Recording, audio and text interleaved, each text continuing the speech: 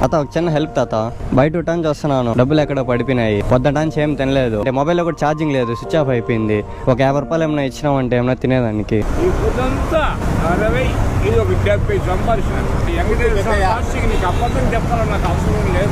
వద్దులే తాత, నా కాడ డబ్బులు ఉన్నది, నేను హెల్ప్ అని అడిగితే హెల్ప్ చేస్తారా లేదనేసి అని అడిగాను. ఉండీలే ఉండీలే తాత, పెట్టుకోలే, ఇంకా 500 పెట్టుకో.